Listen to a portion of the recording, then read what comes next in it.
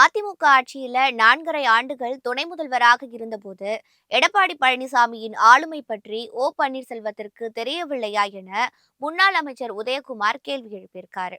முன்னாள் முதல்வர் பன்னீர்செல்வம் மற்றும் அவரது ஆதரவாளர்களை அதிமுகவில் மீண்டும் சேர்ப்பதில்லை என்பதில் கட்சியின் பொதுச் செயலாளர் எடப்பாடி பழனிசாமி உறுதியாக இருக்காரு. இதனால அதிருப்தியான பன்னீர்செல்வம், எடப்பாடி பழனிசாமி தலைமை பண்பு இல்லாதவர், ஆளுமை இல்லாதவர், இனியும் தோல்விகளையே சந்திப்பார் என மிக கடுமையாக அவர் விமர்சித்திருக்காரு.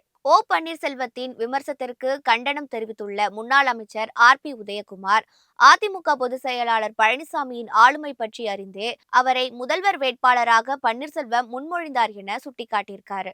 எடப்பாடி பழனிசாமியின் பிரச்சார பயணம் வெற்றி பெற்றதால் காழ்ப்புணர்ச்சியோடு பன்னீர்செல்வம் விமர்சித்திருக்காருனோ, விரக்தியில் பொறாமைப்படுகிறார்னும் அவர் விமர்சித்திருக்காரு. கடந்த மக்களவை தேர்தலின் போது ஒரு நிமிடம் பன்னீர்செல்வம் யோசித்திருந்தால் அதிமுகவை எதிர்த்து அவர் போட்டியிட்டிருக்க மாட்டாருனோ, அந்த அளவுக்கு சோதனைகள், தடைகள், சத்திய சோதனைகள் அதிமுக எதிர்கொள்ள வேண்டிய அவசியம் இருக்காதுன்னு அவர் தெரிவிச்சிருக்காரு.